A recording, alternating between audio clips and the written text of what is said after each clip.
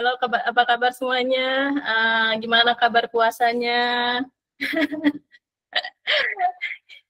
Ya, oke. Semoga puasanya kemarin berjalan lancar ya.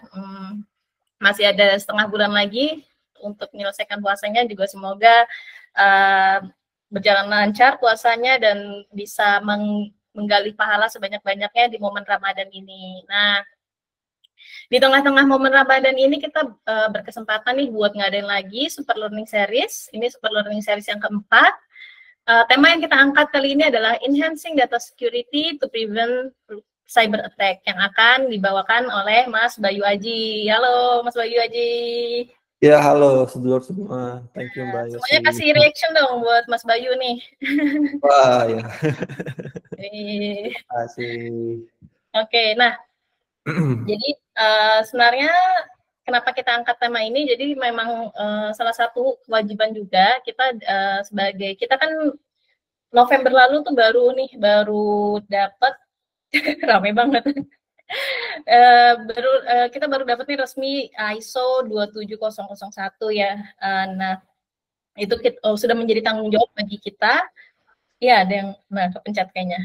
Sudah menjadi tanggung jawab bagi kita untuk tetap menjaga awareness employee ini terhadap keamanan data. Dan kali ini kita mau ada penekanan di bagian untuk pencegahan cyber attack gitu. Nah, nanti izin untuk di awal-awal aku akan buka sedikit kasih introduction mengenai sistem informasi, keamanan informasi, nanti baru dilanjutkan oleh Mas Bayu yang detail mengenai cyber attack-nya gitu ya. Nah, ini background-nya seperti yang aku jelasin tadi, kita November kemarin resmi ISO 27001 2022 certified, sebuah standar internasional yang berisi tentang standar dalam area keamanan informasi, keamanan cyber, perlindungan data pribadi. Tujuannya untuk memastikan bahwa keamanan informasi, keamanan cyber, perlindungan data pribadi itu sudah efektif. Nah, sebagai perusahaan yang bersertifikasi ISO ini, sudah menjadi kewajiban nih bagi Super App untuk menjaga kesadaran karyawan terhadap pentingnya keamanan informasi. Nah, sebelum lebih lanjut, informasi itu apa sih gitu? Informasi adalah aset, sama seperti aset bisnis lainnya ya, gitu. Aset yang memberi nilai tambah, pengetahuan, dan keuntungan. Karena itu ini wajib kita lindungi. Informasi bentuknya beragam, nggak cuma verbal, tapi bisa hasil print atau hasil cetak, disimpan secara elektronik, di email gitu, ditayangkan di web, itu semua namanya informasi. Nah, informasi itu ada klasifikasinya gitu, ada yang sifatnya publik, ada yang terbatas internal, ada yang informasi pribadi. Nah, informasi publik tuh yang biasa berdasarkan sifatnya nggak apa-apa diungkapkan ke publik, tidak menimbulkan dampak negatif gitu. Nah, mungkin kalau teman-teman sadar kalau di dokumen mungkin kita pakai Google Docs atau spreadsheet itu kita bisa share file karena share file itu ada opsi kan bisa share to restricted only people dengan yang kita add gitu. Ada yang anyone in this group gitu, ada yang anyone with the link gitu. Nah, ini teman-teman perlu perhatikan nih, kalau informasinya sensitif yang harusnya bisa cuma dikonsumsi oleh internal, itu usahakan jangan di-klik share-nya anyone with the link kayak gitu. Karena itu sifatnya sensitif, harusnya yang bisa akses hanya di internal perusahaan. Jadi di share-nya adalah yang Nusantara Teknologi gitu. Nah, kalau informasinya lebih konfidensial lagi gitu, hanya orang-orang tertentu doang yang bisa mengakses, usahakan juga jangan di share-nya, jangan anyone in this group gitu, jangan di all Nusantara Teknologi bisa akses gitu. Diusahakan benar-benar aksesnya di-restrict ke orang-orang tertentu kayak gitu. Nah, tujuan keamanan informasi itu ada 3 gitu ya. Pertama, confidentiality, integrity, dan availability. Pertama, confidentiality atau kerahasiaan itu maksudnya adalah memastikan bahwa informasi yang ada di dalam perusahaan kita dapat termonitor dan hanya dapat diakses oleh pihak yang memiliki wewenang terhadap informasi tersebut. Lalu, yang kedua adalah I atau integrity, itu adalah memastikan bahwa informasi yang ada di dalam perusahaan bersifat akurat, lengkap, dan aman dari modifikasi oleh pihak yang tidak bertanggung jawab. Terakhir, dari tujuan keamanan informasi adalah availability atau ketersediaan. Jadi memastikan nih informasi yang ada di dalam perusahaan itu tersedia, mudah diakses sesuai kebutuhan, dan aman dari gangguan berupa pencurian, bencana alam, atau cyber attack.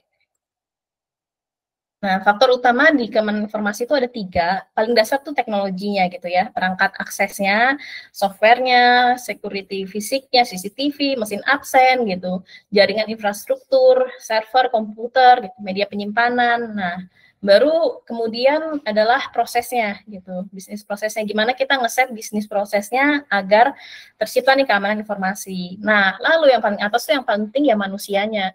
Percuma kita punya teknologi yang udah keren gitu ya, udah bisa mencegah dari segala cyber attack atau pencurian bentuk gimana pun, dan prosesnya juga kita udah set bagus, tapi kalau manusianya sendiri yang tidak aware terhadap tidak aware terhadap keamanan informasi ini, jadi bisa sia-sia kayak gitu. Nah, ini yang perlu teman-teman perhatikan nih, bahwa tentang penggunaan data pribadi itu ada undang-undangnya loh gitu. Jadi teman-teman tuh ada larangannya untuk mengumpulkan, mengungkapkan, ataupun menggunakan data pribadi yang bukan miliknya gitu. Hati-hati nih, karena itu tuh bahkan kalau teman-teman perhatikan di sini, itu tuh pasalnya beda-beda nih. Memperoleh atau mengumpulkan itu 5 tahun penjara dan 5 miliar. Itu baru memperoleh atau mengumpulkan. Terus lalu ada juga yang mengungkapkan data pribadi yang bukan miliknya, itu beda lagi, 4 tahun denda 4 miliar. Lalu menggunakan data pribadi yang bukan miliknya, itu pasal yang berbeda lagi gitu. Makanya kita perlu perhatikan, perlu anggap penting gini ya, data pribadi, jaga kerahasiaannya, baik data pribadi kita sendiri maupun data pribadi orang gitu, karena ada undang-undangnya yang mengatur, dan bukan main-main loh, dendanya sampai miliaran kayak gitu. Nah, dari aku sih pembukaannya gitu aja. Nah, sekarang kita masuk yang utama nih gitu ya, yang cyber security yang akan dibawakan oleh Mas Bayu. Ya, silahkan Mas Bayu.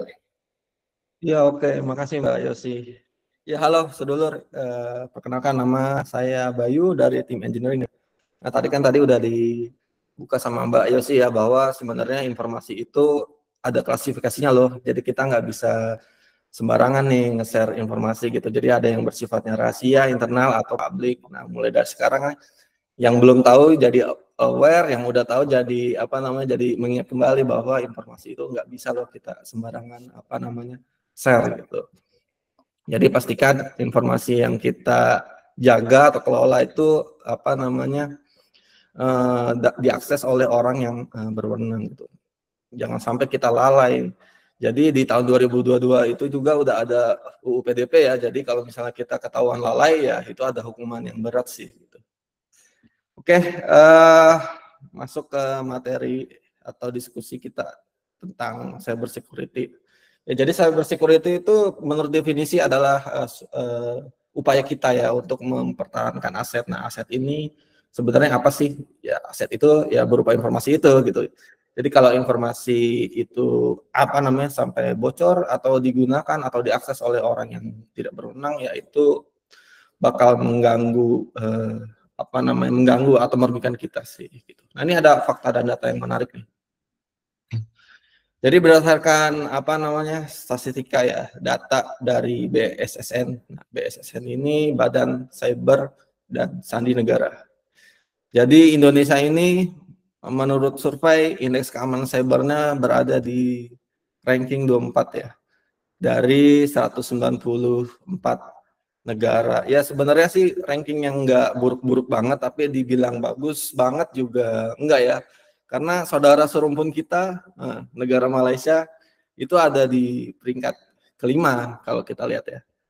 Nah ini kita, ya mudah-mudahan sih harapannya dengan awareness ini, walaupun kita nggak kontribusi banyak, paling nggak kita bisa mengurangi kejahatan cyber sih yang mungkin berpotensi terjadi di lingkungan kita.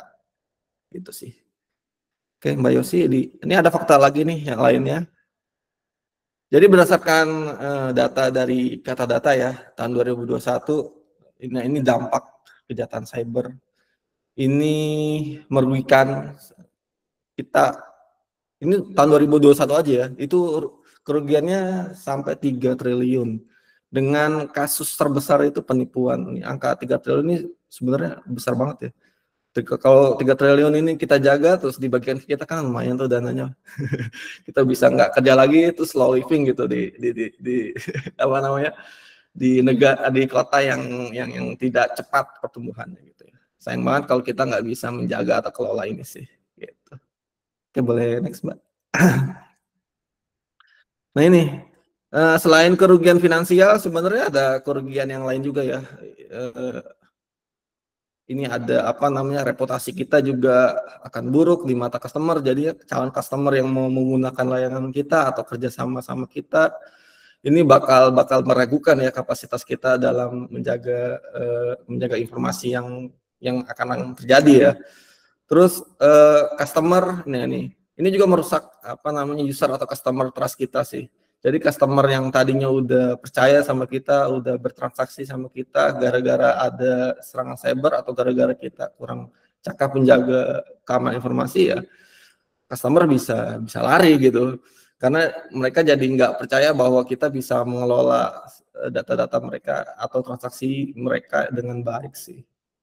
Nah, selain dampak dari customer, sebenarnya ada dampak lain lagi. Ya, ini produktivitas kita juga bisa mengurang. Nah, ini misalnya kalau ada informasi yang rusak atau dari serangan cyber, atau serangan cyber itu menyebabkan apa namanya, server kita itu lambat gitu. Itu kan juga menghambat produktivitas kita ya dalam bekerja gitu.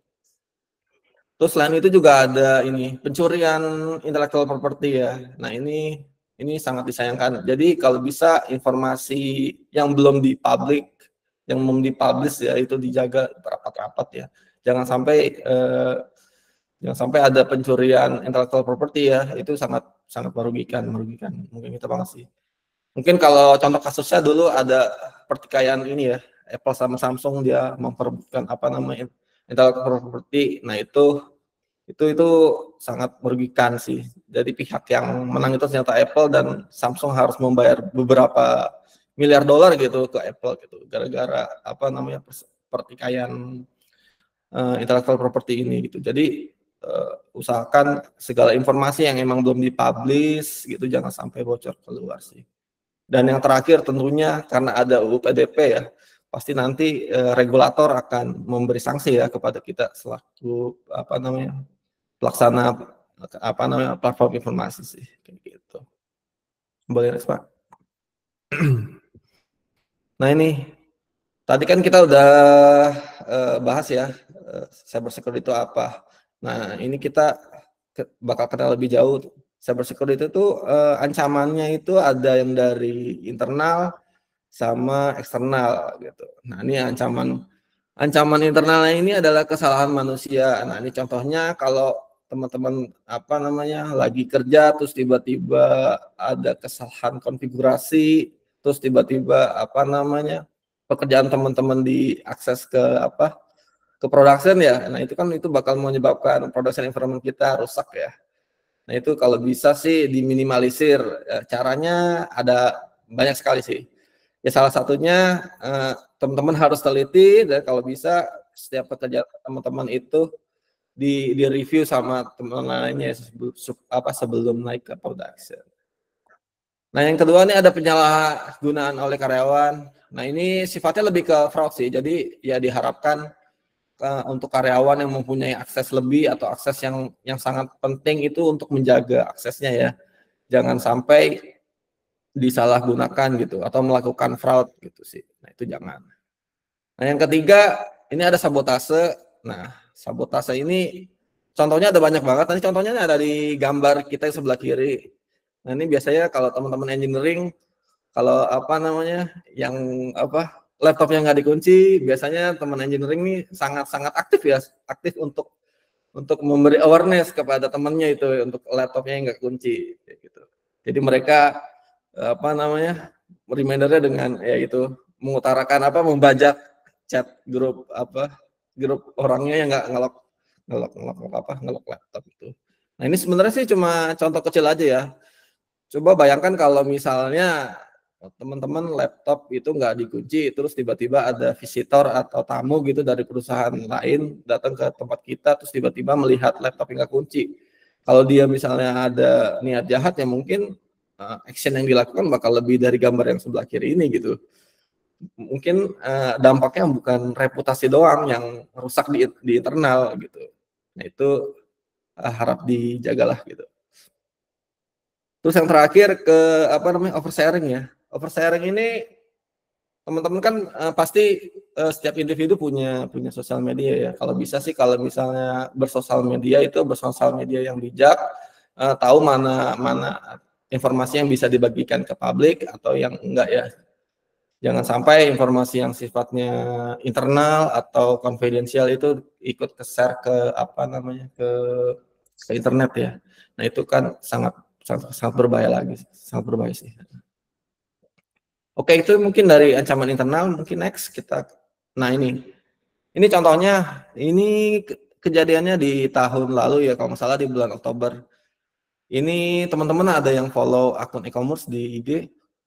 Nah, ini bagi teman-teman yang belum tahu atau belum follow akun e-commerce. Jadi akun e-commerce ini adalah semacam akun lambe tura ya, lambe turanya perusahaan teknologi lah. Jadi dia ngupdate seputar berita atau perusahaan teknologi yang ada di Indonesia.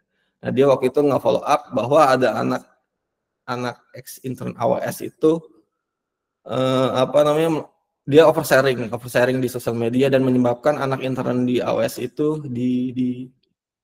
dipecat ya gitu. Nah, setelah ditelusuri ternyata dia membocorkan informasi kontrak kerja di AWS gitu. Jadi dia oversharingnya kebablasan. Jadi dia niatnya cuma membagikan tips and trick supaya bisa magang di AWS. Nah ternyata kontrak kerjanya pun turut di-share juga ya. Nah ini sebenarnya contoh kasus yang tidak boleh dilakukan teman-teman ya. Kan kontrak kerja itu sifatnya konfidensial ya. Nah itu baiknya sih di-keep sendiri aja gitu. Jangan sampai disebar ke publik gitu. Kayak gitu sih. Nah next Mbak boleh. Nah ini ada contoh kasus lain lagi. Ini bahasanya agak hiperbola, tapi bisa kita ambil pelajaran sih. Jadi ada admin platform Fit Inline itu mengalami tiba-tiba website-nya nggak bisa diakses. Setelah diselidiki, ternyata aplikasi yang di-hosting di situs Digital ASEAN ternyata mengalami kerusakan hardware ya.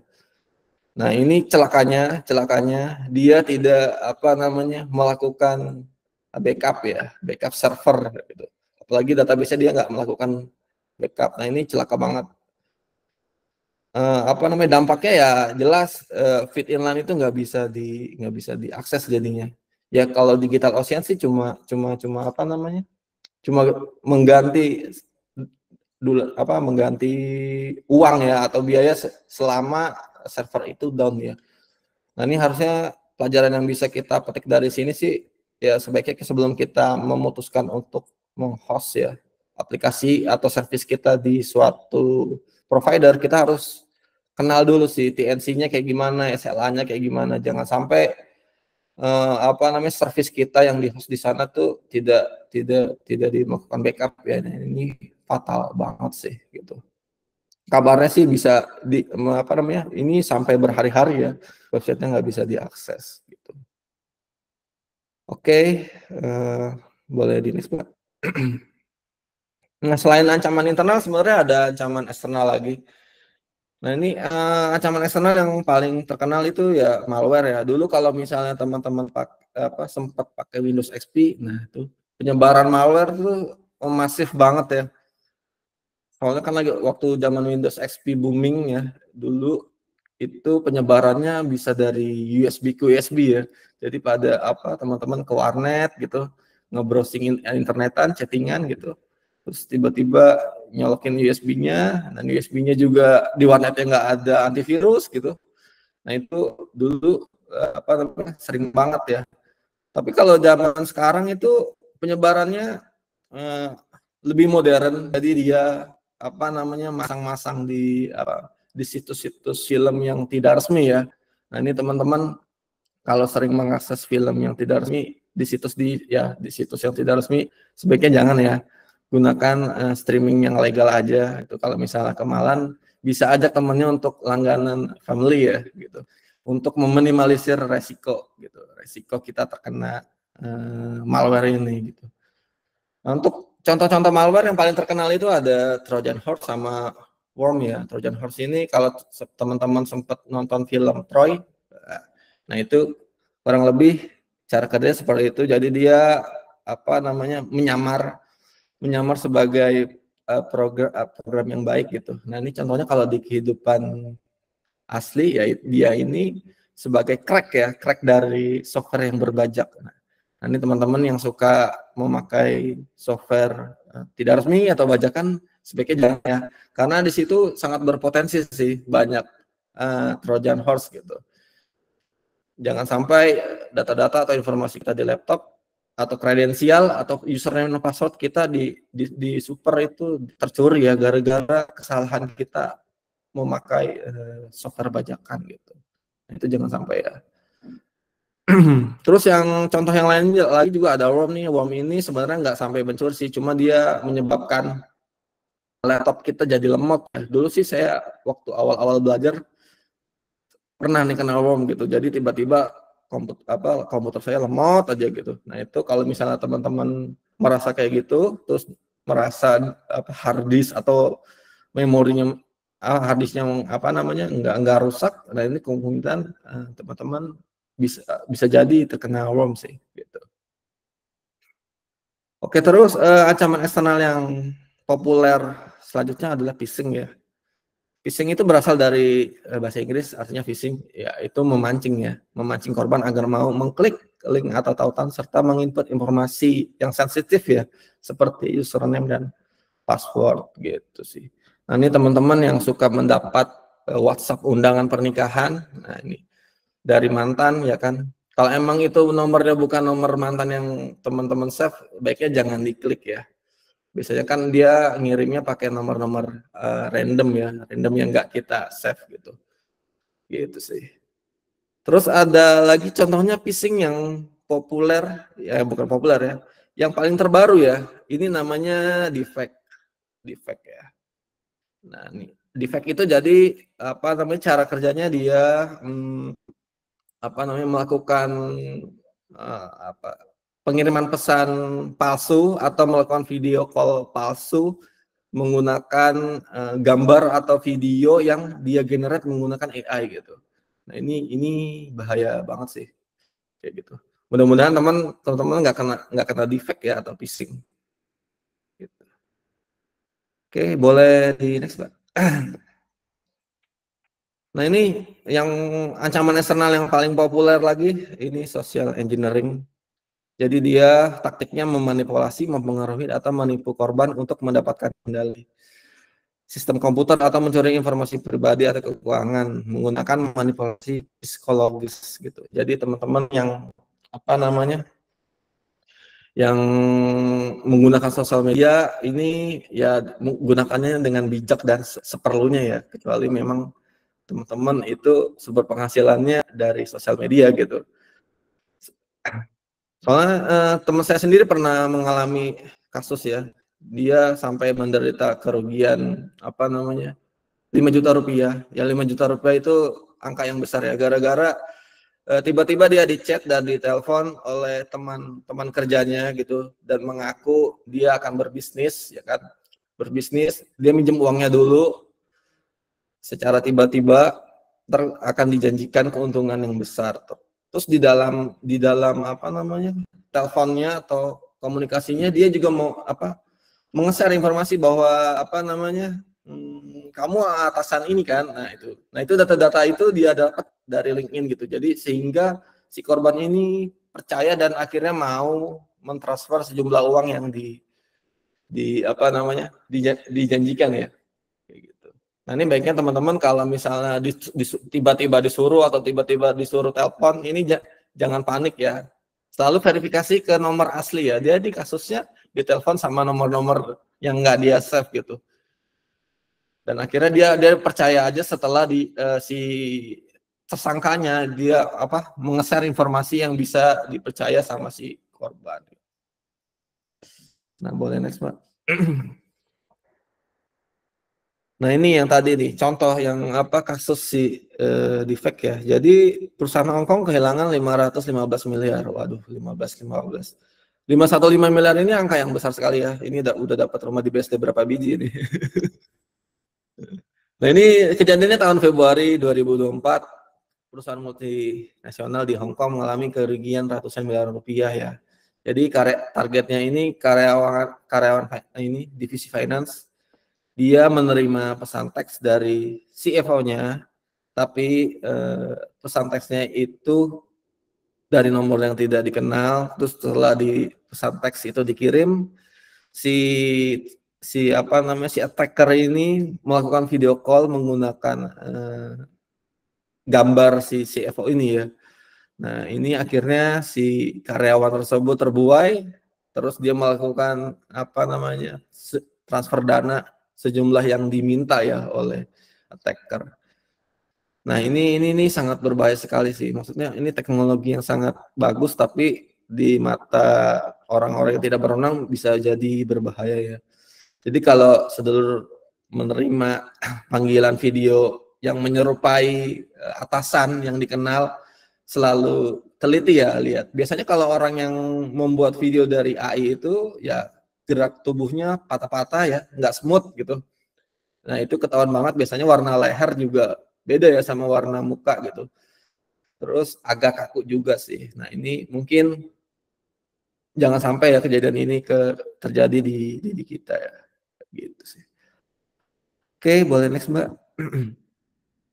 Nah, ini tadi kejahatan selain phishing juga ada man middle attack. Jadi man middle attack ini memanfaatkan koneksi internet yang tidak aman seperti WiFi publik. Peretas menyusup di antara korban dan website dan sedang menggunakan korban tanpa disadari, mencuri informasi dan memata-matai korban. Nah, ini jadi teman-teman yang hybrid dan kebetulan lagi WFA dari coffee shop, ya kalau bisa sih menggunakan tether ya, kecuali teman-teman bisa memastikan WiFi yang digunakan di cafe atau tempat teman bekerja itu cukup secure ya. Nah, biasanya sih WiFi yang secure itu menggunakan protokol WPA 2 PSK ya. Jadi kalau protokol WPA, misalnya teman-teman connect ke WiFi di cafe, terus ternyata protokol yang digunakan di WiFi itu jadi WPA.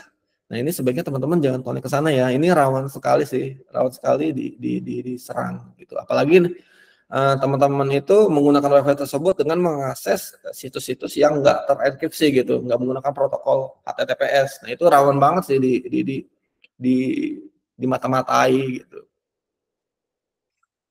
Nah, selanjutnya ada denial of service. Nah, ini sebenarnya lebih ke teknologi ya, lebih ke teknis ya. Jadi ada serangan untuk membuat web atau aplikasi tidak tersedia. Jadi si penyerang atau attacker itu mengirimkan sejumlah request yang begitu banyak sehingga melumpuhkan layanan atau service kita sih. Nah, selanjutnya ada zero day, SQL injection sama cross-site scripting. Nah, ini sebenarnya lebih teknis sih. Ini zero day ini adalah attacker mencoba menyerang sistem atau service yang memang belum ada patchingnya gitu. Kalau SQL injection ya dia mencoba-coba URL service kita yang terpublish di internet ya, gitu sih. Nah, ini mungkin itu aja yang kalau ancaman eksternal. Boleh di next, Mbak. Nah, ini ya seperti kata Bang Napi ya. Ini teman-teman ada yang tahu Bang Napi nggak ya? Mungkin kalau Gen Z nggak tahu ya. Jadi Bang Napi ini adalah orang yang dulu membawakan berita kriminal di salah satu stasiun TV swasta ya. Jadi slogan yang paling terkenal adalah kejahatan terjadi bukan karena ada niat pelakunya, tapi juga karena ada kesempatan gitu. Jadi kalau niat pelaku kan emang kita nggak bisa kontrol ya. Tapi kalau kesempatan itu bisa kita kontrol dan kita bisa minimalisir sih.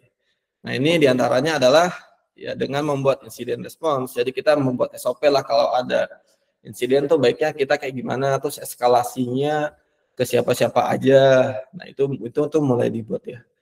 Terus mengimplementasikan juga strong password. Strong password ini maksudnya apa?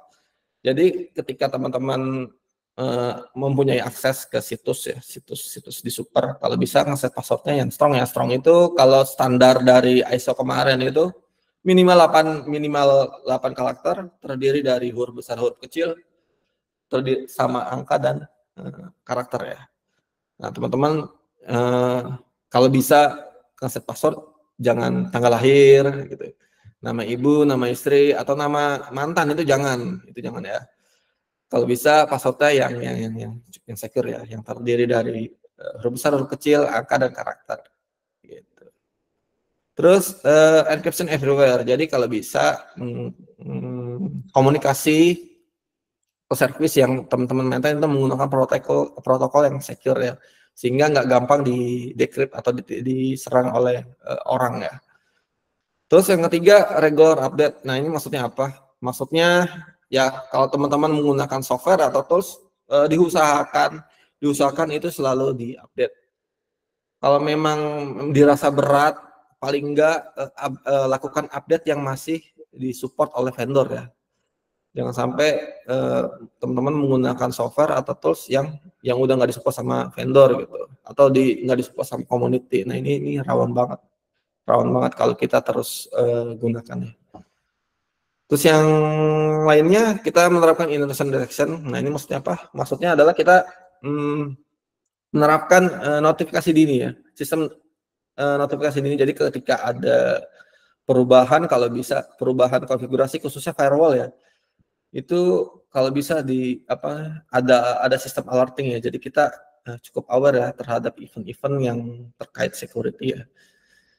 Terus yang terakhir, nah ini multi-factor authentication. Nah ini kalau di era sekarang harusnya sudah wajib ya. Ini teman-teman ada yang udah menggunakan multi-factor authentication? Boleh dong reaction-nya? Wah, Mas Frankie, Mas Rafael, wah. Ini. Oke. Nah ini sebenarnya pertahanan terakhir ya. Kalau misalnya kita lagi pusing ya kan, tiba-tiba kita di phishing sama orang, terus tiba-tiba ngeklik nge-store username sama password. Kalau kita sudah menggunakan multi-factor authentication kan paling enggak mereka tetap nggak bisa login gitu. Jadi mereka tetap bisa mendapatkan user dan password kita, tapi kan butuh ada layar autentikasi layanannya lagi gitu. Jadi itu garda terakhir ya kalau misalnya user password kita jebol ya masih ada multi-factor authentication. Nah ini kalau dari aku sendiri sangat merekomendasikan untuk mengimplement ini ya, terutama di teman-teman yang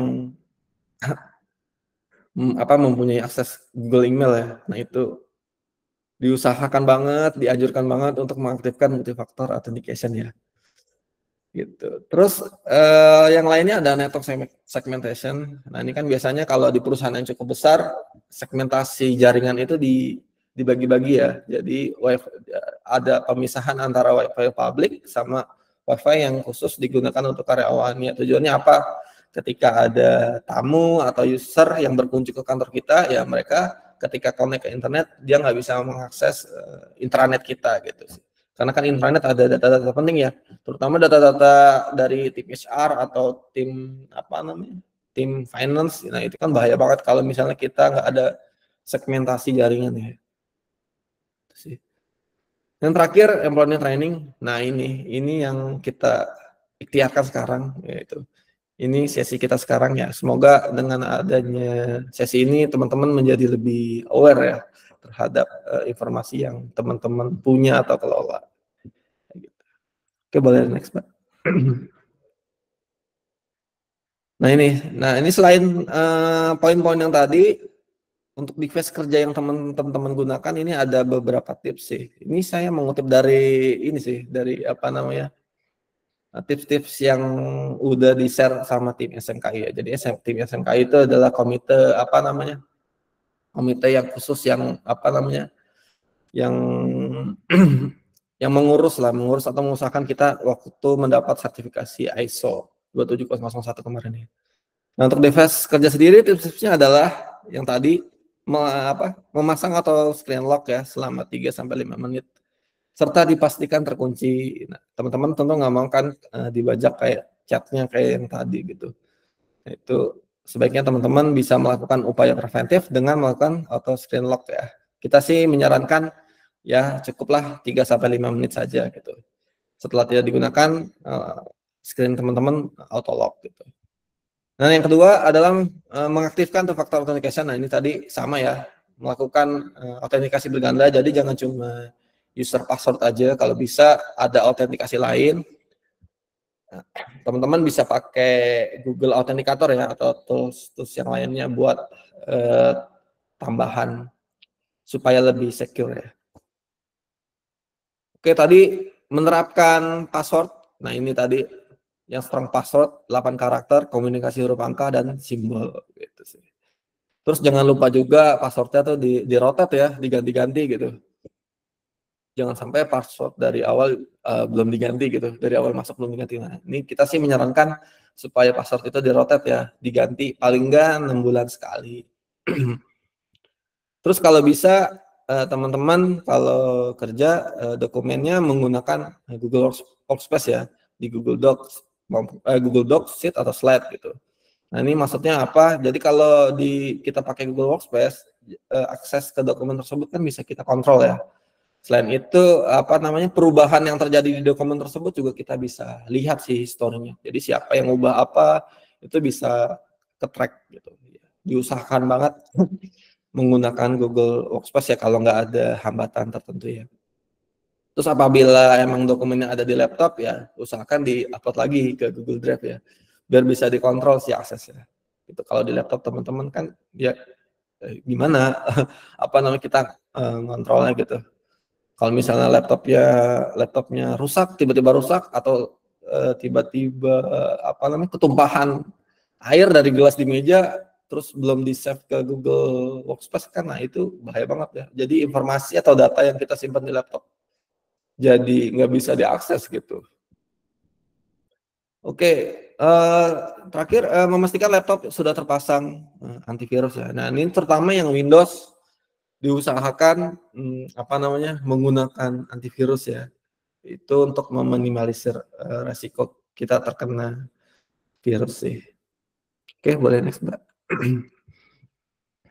Nah, ini apabila sedulur semua menggunakan laptop pribadi, diharapkan membuat username dan password yang terpisah dari dokumen pribadi.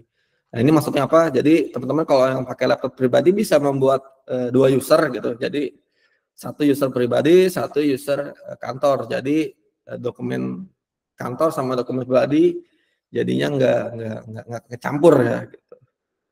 Jadi teman-teman mau manage-nya juga gampang gitu, nggak gampang kecampur. Terus melakukan enkripsi ketika mengirimkan dokumen yang berisi informasi rahasia perusahaan dan menginformasikan password melalui jalur komunikasi terpisah. Nah, ini sebenarnya SOP yang sangat dianjurkan juga sih di ISO gitu.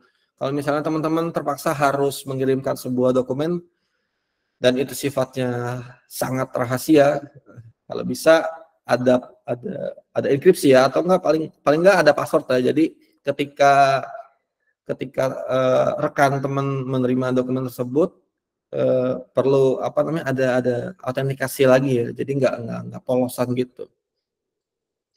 Terus yang tadi ya ini sempat kita bahas juga ya, kalau bekerja di area publik kalau bisa ya jangan menggunakan wifi. Ya maksudnya apa tadi, karena kan pengelola wifi kan kadang-kadang nggak aware ya. Kadang-kadang mereka juga menggunakan protokol yang nggak secure gitu. Jadi daripada mengambil resiko atau repot-repot mencari tahu wifi di tempat itu secure apa enggak, ya udah kita sih menghimbau supaya menggunakan tethering saja ya, gitu. Terus yang terakhir nih, tidak menggunakan perangkat lunak bajakan. Nah, ini ya teman-teman ya. Jadi kalau yang menggunakan perangkat lunak bajakan itu kan rawan banget ya, crack-nya ada trojannya gitu, atau virus-virus yang lainnya. Nah, teman-teman yang menggunakan software bajakan atau pengunjung setia Bagas 31, yang familiar sama Bagas 31 tadi, ya kurang-kurangin lah gitu. Kurang-kurangin menggunakan software yang tidak resmi atau bajakan ya. Itu karena resikonya ya bisa fatal ya. Selain resiko yang fatal, informasi kita juga rawan tercuri, ya nggak berkah gitu. pakai apa namanya, pakai perangkat lunak yang bajakan gitu sih. Coba boleh di next. Nah ini penting untuk mengingat ya, kalau misalnya teman-teman apa namanya, menerima email yang mencurigakan, ini jangan panik, lihat dengan seksama, teliti sebelum mengklik tautan dari email atau pesan yang dari alamat yang tidak dikenal ya. Selalu waspada, perhatikan lagi detail alamat, nama domainnya, tautannya gitu. Jangan sampai kita kena phishing gitu.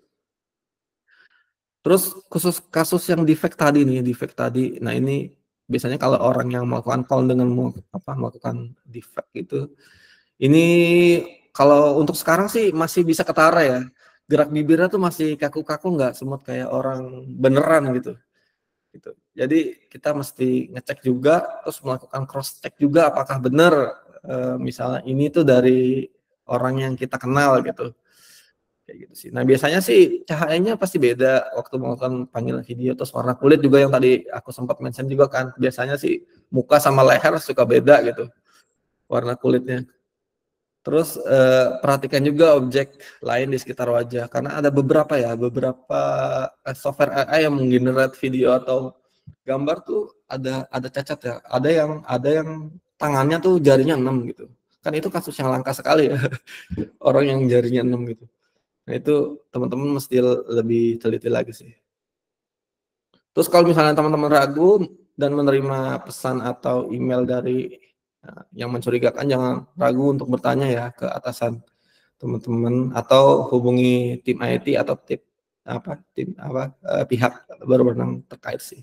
Intinya jangan malu bertanya, jangan panik, dan selalu konfirmasi ya ketika menerima pesan atau email yang mencurigakan. Kayak gitu sih. Coba next, Mbak. Oke.